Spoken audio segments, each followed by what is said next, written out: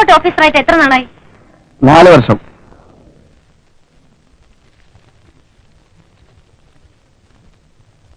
ഇതെന്താണെന്ന് നിങ്ങൾക്ക് പറയാമോ? ജൂൺ 16 കൊച്ചിൻ എയർപോർട്ടിൽ നിന്നും ബാംഗ്ലൂരിലേക്ക് പുറപ്പെടുന്ന IC 502 ഫ്ലൈറ്റിന്റെ പാസഞ്ചേഴ്സ് ചാർട്ടാണിത്.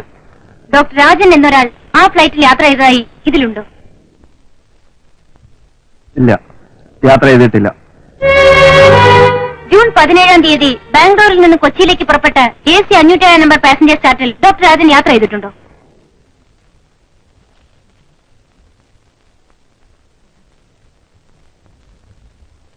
ഇല്ല. That's all, Your Honor. Now you can cross-examine the witness.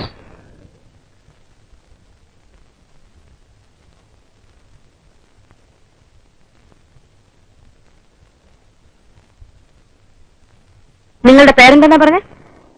AK Alexander.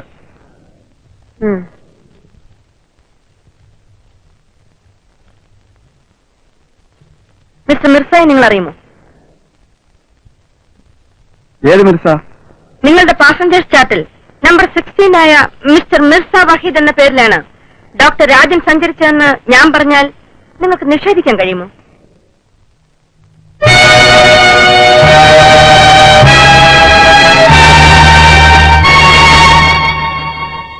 കഴിയും. എങ്ങനെ? മിസ്റ്റർ മിർസ വഹീദ് എറണാകുളം കസ്റ്റംസിൽ ഓഫീസറാണ്. അദ്ദേഹത്തിന് ടിക്കറ്റ് റിസർവ് ചെയ്തത് ഞാനാണ്.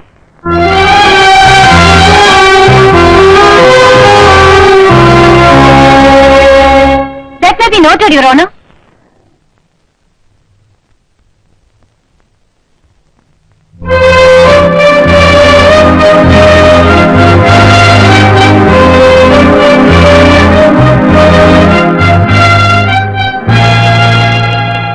റിട്ടേൺ ജേണിയിൽ ഡോക്ടർ രാജന്റെ പേരുണ്ടല്ലോ.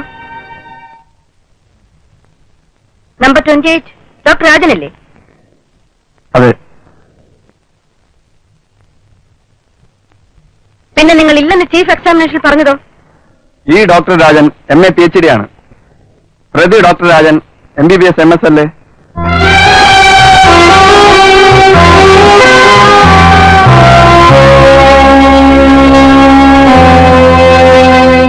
Any more questions? No, Your Honor. Your Honor, Indian airlines officer mister AK അലക്സാണ്ടറുടെ മറുപടിയിൽ നിന്നും പ്രതി ഡോക്ടർ രാജൻ ജൂൺ 16-ാം തീയതി സ്ഥലത്തില്ലായിരുന്നു എന്ന മൊഴി അടിസ്ഥാനരഹിതമാണെന്ന് തെളിയിക്കപ്പെട്ടിരിക്കുന്നു.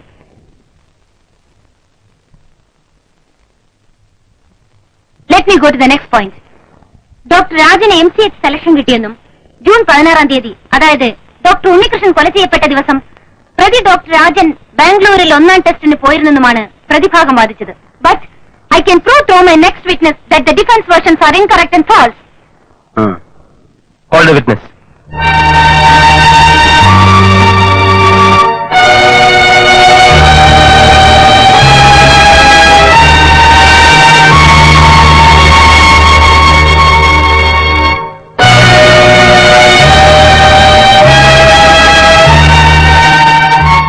MCH എക്സാമിന് ആർക്കാണ് സെലക്ഷൻ കിട്ടിയത്?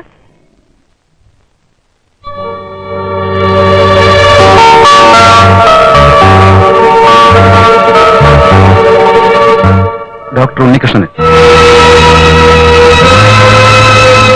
That means the deceased Dr. Unnikrishnan. Am I right?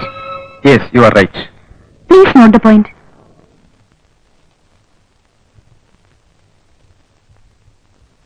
MCHന് selection കിട്ടിയ കാൻഡിഡേറ്റ്സിനുള്ള 1ാം ടെസ്റ്റ് ബാംഗ്ലൂരിൽ നടന്നത് ഡോക്ടർ ഉണ്ണികൃഷ്ണൻ മരിച്ച അതേ ദിവസം തന്നെയാണോ? അല്ല. First test was conducted. No need of further explanations. I object, Your Honor. സാക്ഷിയെ പറയാനുള്ള മുഴുവൻ പറയാൻ അനുവദിക്കണം. എന്റെ ചോദ്യത്തിന് ഉത്തരം സാക്ഷി പറഞ്ഞു കഴിഞ്ഞു. If you want anything more, elicit in cross examination. Doctor ഉണ്ണികൃഷ്ണനാണ് MCHന് സെലക്ഷൻ എങ്കിൽ ഡോക്ടർ രാജൻ ഫസ്റ്റ് ടെസ്റ്റിന് പോയതെങ്ങനെ? ഡോക്ടർ ഉണ്ണികൃഷ്ണൻ മരിച്ചപ്പോൾ സെക്കൻഡ് റാങ്ക് ഡോക്ടർ രാജൻ ആയതുകൊണ്ട്. സെക്കൻഡ് റാങ്ക് ഡോക്ടർ രവീന്ദ്രനും ഉണ്ടായിരുന്നില്ലേ? അദ്ദേഹത്തിന്റെ പേരിൽ വളരെയധികം ബ്ലാക്ക് മാർക്സ് ഉണ്ടായിരുന്നു. അതായത് ഡോക്ടർ ഉണ്ണികൃഷ്ണൻ മരിച്ചതുകൊണ്ട് ഡോക്ടർ രാജൻ പോയി. അതായത് ഡോക്ടർ ഉണ്ണികൃഷ്ണൻ ഇല്ലെങ്കിൽ ഡോക്ടർ രാജന് പോകാം.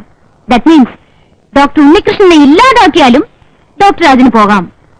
സാക്ഷിയെ അനാവശ്യമായി വളച്ചൊടിക്കാൻ ശ്രമിക്കുകയാണ് പ്രോസിക്യൂട്ടർ. നോ, വളച്ചൊടിച്ച് വികൃതമാക്കിയ ഒരു കൊലപാതകത്തിന്റെ യഥാർത്ഥ രൂപം കണ്ടുപിടിക്കാൻ ശ്രമിക്കുകയാണ്. That's all your honour. Cross exam.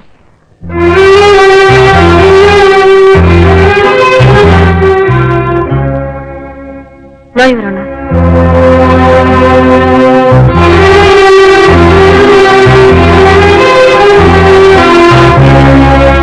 He has categorically stated that the first rank holder was Dr. Unnikrishnan and no test was conducted on June 16th.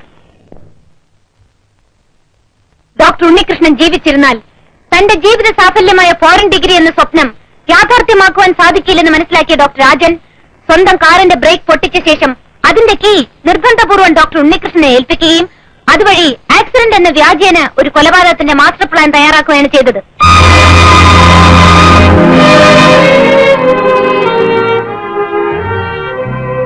A murder in most cruel fashion.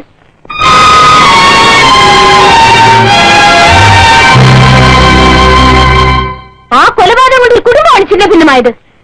പിതൃവാത്സല്യം ലഭിക്കേണ്ട കാലഘട്ടത്തിൽ പിതാവ് നഷ്ടപ്പെട്ട ഒരു പെൺകുട്ടി, ഭർത്താവ് നഷ്ടപ്പെട്ട ഒരു ഭാര്യ, എന്റെ ഭർത്താവിന് ചതിച്ചുകൊണ്ട ഈ നീതിനെ സോറി എന്റെ കച്ചിക്കൊന്ന ഈ പ്രതിയെ അർഹിക്കുന്ന ശിക്ഷ നൽകി നീതിയുക്തമായൊരു വിധി ഉണ്ടാക്കണമെന്ന് ഒരു സഹോദരി എന്ന നിലയിലും ഒരു ഭാര്യ എന്ന നിലയിലും ഒരു അമ്മ എന്ന നിലയിലും താഴ്മയോട് അപേക്ഷിക്കുന്നു.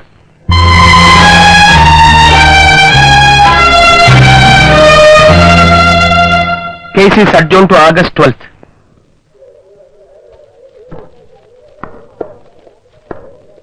ഞാൻ ഉദ്ദേശിച്ചത് ശരിക്ക് കുറിക്കൊണ്ടിരിക്കുകയാണ്. ഇതിൽ ഞാൻ അവരോട് പേരും ചോദിക്കും. ഗോപി, ഒരു പത്രം കൂടെ. മറ്റതിനെ അന്വേഷിക്കാം. അവനിവിടെ എവിടെങ്കിലും ഉണ്ടാവും. കണ്ടിട്ട് കുറെ നാളായി. ഇനി കണ്ടാൽ ഞാനിവിടെ വരാൻ പറയാം. വരട്ടെ. ശരി. എന്തിനാ സാർ ആവശ്യമില്ലാത്ത പരിപാടിയൊക്കെ? നീ പേടിക്കണ്ടടി, എനിക്കൊരു ചുക്കം വരില്ല. എന്നാ മതി. പിന്നീട് രാജീവുമായി നേരിട്ട് കണ്ടില്ലേ? ഇല്ല. ഉണ്ണി എന്നോട് റിക്വസ്റ്റ് ചെയ്തതും എഴുതി തരാമെന്ന് പറഞ്ഞത് സത്യമാണ്. പക്ഷേ അതിനു മുൻപാണ് ആക്സിഡന്റ് ഉണ്ടായത്. സെലക്ഷന്റെ വിവരം ഞാൻ രാജനെ നേരത്തെ അറിയിച്ചെങ്കിലും റെക്കോർഡിക്കലായി ഡേറ്റിട്ടത് ഉണ്ണിയുടെ മരണശേഷമാണ്. അതല്ലെങ്കിൽ ഞാൻ ഇന്നീ ചെയറിൽ ഉണ്ടായിരിക്കില്ലായിരുന്നു. ആ, കേസ് എത്രാം തീയതിയാണ് വെച്ചിരിക്കുന്നത്? ആഗസ്റ്റ് 12. ഓ, 12-നോ? ആഗസ്റ്റ് 12.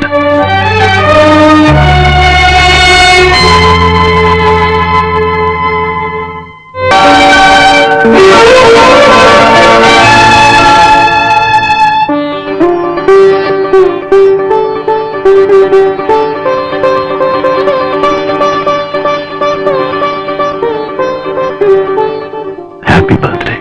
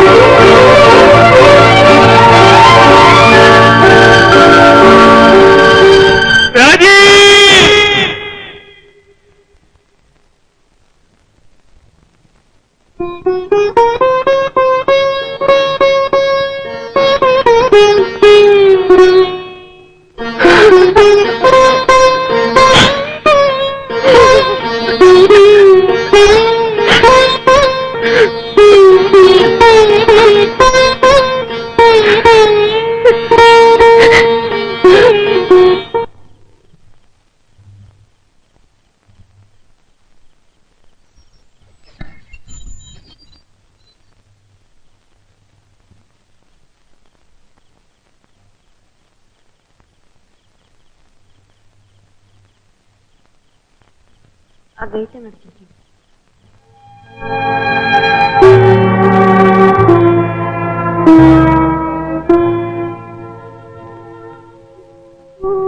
നീ ഉറങ്ങിയില്ലേ?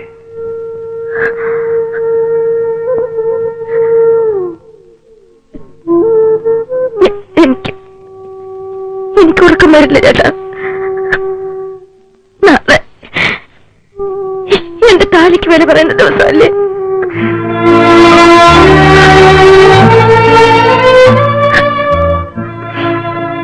ചേട്ടൻ പോയി കിടക്കൂ.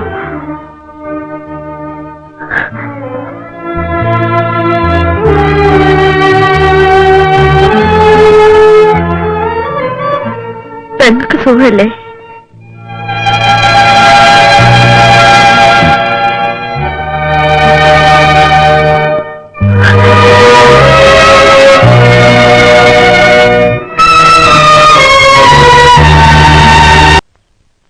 നീ ഉറങ്ങിയില്ലേ?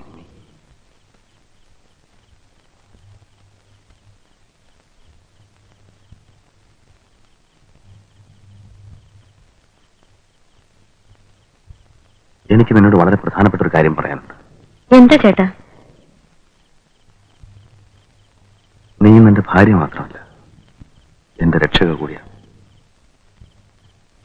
നീ അറിയാത്തൊരു രഹസ്യം ഈ കേസിന്റെ പിന്നിലുണ്ട്. രഹസ്യമോ? എന്താണ്? എന്നോട് പറയൂ ചേട്ടൻ. 3 മാസങ്ങൾക്ക് മുമ്പ് ഞാൻ നിന്നോട് പോസ്റ്റ്മോർട്ടത്തിന് വന്ന ഒരു പെൺകുട്ടിയുടെ ഡെഡ് ബോഡിയെ കുറിച്ച് പറഞ്ഞ ഓർമ്മയുണ്ടോ? ഓവ്, ചെറുതായിട്ട് എന്താ സൂചിപ്പിച്ചിരുന്നു. അന്ന് വൈകുന്നേരം ഞാൻ ഉണ്ണിയെ കാണാൻ വീട്ടിൽ ചെന്നപ്പോ. അച്ഛാ, ഉണ്ണിയില്ലേ ഇവിടെ? ഉണ്ണി ഇപ്പൊ ക്ലബിലേക്ക് പോയതേ ഉള്ളൂ. എന്താ രാജാ? എനിക്ക് കാണേണ്ട ഒരു കാര്യം ഉണ്ടായിരുന്നു. കേറുന്നില്ലേ? ഇല്ല, ഞാൻ പോട്ടെ.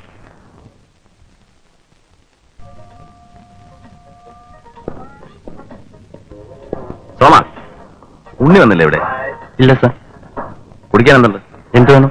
എന്നാലും കൊണ്ടോ. ശരി.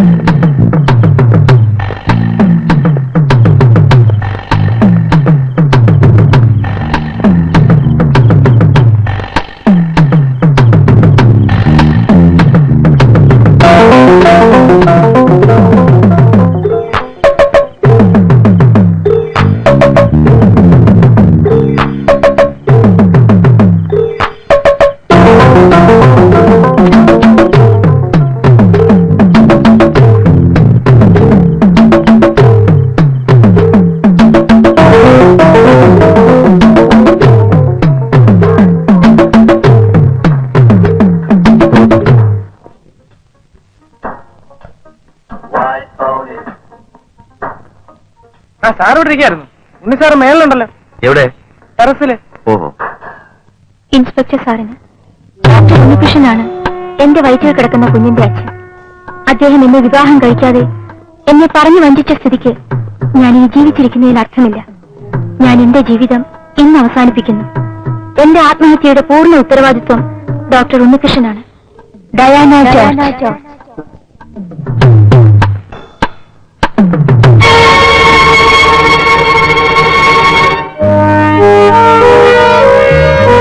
ഇതൊക്കെ എന്നെ കാണിക്കുന്ന ഉദ്ദേശം?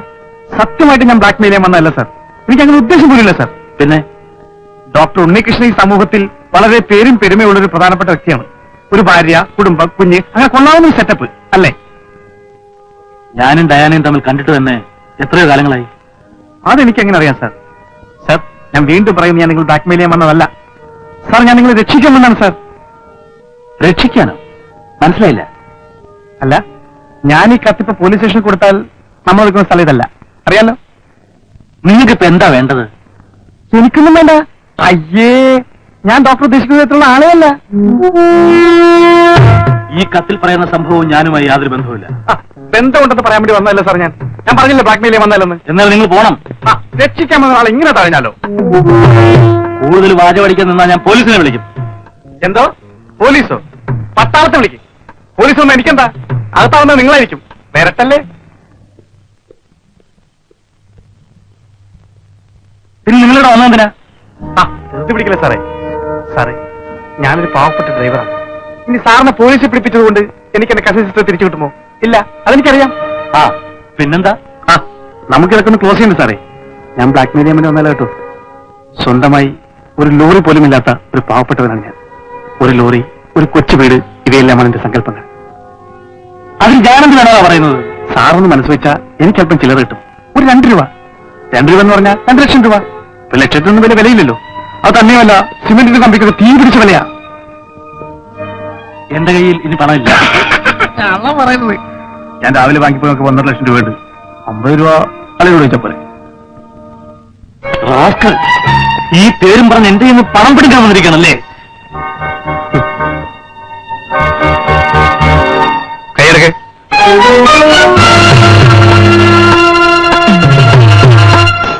എന്റെ പെങ്ങളെ ചതിച്ച് നിനക്കിവിടെ കുടുംബമായി സുഖമായി ജീവിക്കാമെന്ന് കരുതുന്നുണ്ടോ?